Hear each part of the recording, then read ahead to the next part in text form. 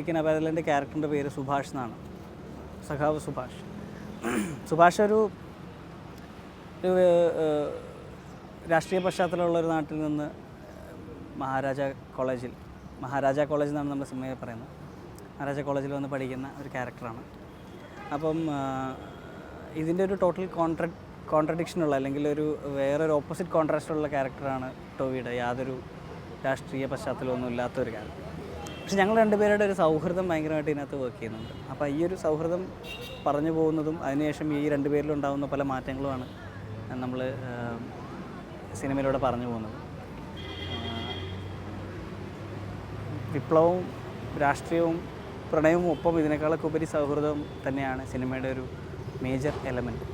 Campus സ്റ്റോറിയാണ്, അതിലുപരി campus രാഷ്ട്രീയമാണ് കൈകാര്യം ചെയ്യുന്നത്. അപ്പോൾ തന്നെ ഏത് പാർട്ടിയുടെ കൂടെ നിൽക്കുന്നു, ആരെ സപ്പോർട്ട് ചെയ്യുന്നു, കുറച്ച് പേരെ മോശമായി ചിത്രീകരിക്കുന്നു, കുറച്ച് പേരെ നന്നായി ചിത്രീകരിക്കുന്നു, അങ്ങനെ ഒരു കൺഫ്യൂഷൻ ഒക്കെ ഇടയ്ക്ക് ചർച്ച ചെയ്യപ്പെടുന്നുണ്ട്. പക്ഷെ ഞാൻ പറയുന്നത് ഇതിൻ്റെ പ്രൊട്ടഗോണിസ്റ്റ് ആയിട്ടുള്ള ആൾക്കാർ ഒരു പാർട്ടിയെ സപ്പോർട്ട് ചെയ്യുന്ന അല്ലെങ്കിൽ ആൻറ്റഗോണിസ്റ്റ് വേറെ പാർട്ടി സപ്പോർട്ട് ചെയ്യുന്നതിലൊക്കെ ഉപരി നമ്മൾ ഇതിനകത്ത് അൾട്ടിമേറ്റ്ലി പറയുന്നത്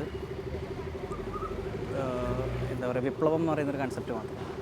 ഈ വിപ്ലവം ഒരു പാർട്ടിയുടെ മാത്രം കുത്തകയല്ല, അത് എല്ലാവർക്കും അവകാശപ്പെട്ടുള്ളതാണ്. നിലനിൽക്കുന്ന ഒരു ഘടനയെ മാറ്റിമറിക്കുന്ന എന്തും വിപ്ലവമാണ്. അത് ഏത് പാർട്ടി എവിടെ ചെയ്താലും അല്ലെങ്കിൽ ഏത് വ്യക്തി ചെയ്താലും. അപ്പോൾ അതുകൊണ്ട് അങ്ങനെ ഒരു പാർട്ടിയും നമ്മൾ ടാർഗറ്റ് ചെയ്തിട്ട് നന്നാക്കുകയോ മോശമാക്കുകയോ ചെയ്യുന്നില്ല. അത് പടം കണ്ടു കഴിഞ്ഞാൽ മനസ്സിലാവും. പിന്നെ നമ്മൾ അതുകൊണ്ട് തന്നെ ആവശ്യമില്ലാത്ത വിവാദങ്ങളില്ലാതിരിക്കാൻ തന്നെയാണ് നമ്മൾ KSQ എന്നും SFY എന്നും നമ്മൾ മാറ്റി പറഞ്ഞിരിക്കുന്നത്, നമ്മൾ കൃത്യമായി പേരിട്ടിരിക്കുന്നത്. അപ്പം അങ്ങനെ ഒരു പ്രശ്നം പടം കണ്ടു കഴിഞ്ഞാൽ അങ്ങനെ ഒരു പ്രശ്നം ഒന്നും ഇല്ല എന്നുള്ളത് മനസ്സിലാവുന്നുള്ളതാണ് എൻ്റെ ഒരു വിശ്വാസം. എനിക്ക് തോന്നുന്നു ഇതിൻ്റെ പാട്ടുകളും ട്രെയിലറുകളും ഒക്കെ തുടക്കം മുതലേ ഇത്ര ഒരു സോഷ്യൽ മീഡിയ തരംഗമായത് വലിയൊരു കാര്യമാണ്. ആദ്യം ഞങ്ങൾ തന്നെ ഇതെങ്ങനെ ഇത്രയും റീച്ചായി എന്ന് നമുക്കറിയില്ല. നമ്മൾ പലപ്പോഴും ഇങ്ങനത്തെ കാര്യങ്ങൾ നമ്മൾ പ്ലാൻ ചെയ്ത് സംഭവിച്ചു പോകുന്നതാണ്. എനിക്ക് മനസ്സിലായിട്ടുള്ളത് ഒരു വലിയ സമൂഹത്തിന് അവർക്ക് കണക്ട് ചെയ്യാൻ പറ്റിയ അവരുടെ ഒരു കാലഘട്ടം, ക്യാമ്പസ് രാഷ്ട്രീയം ഏറ്റവും സജീവമായിട്ട് നിന്നൊരു കാലഘട്ടം, അത് കണക്ട് ചെയ്യാൻ പറ്റിയ ഒരുപാട് പേരുണ്ട്.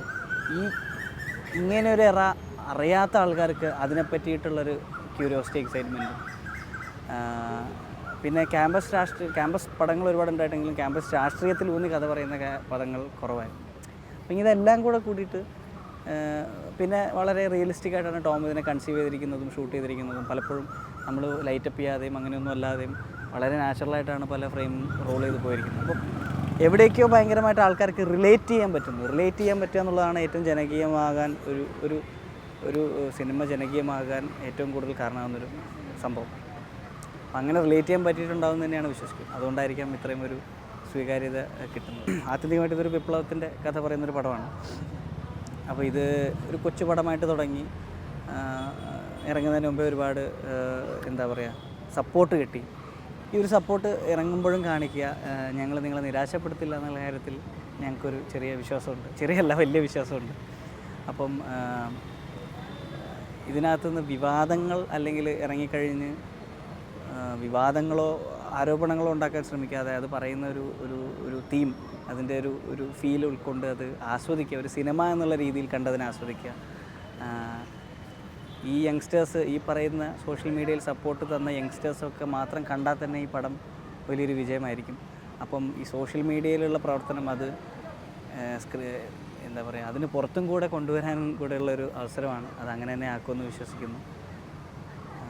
എല്ലാ പ്രതീക്ഷയോടെയും നന്ദി.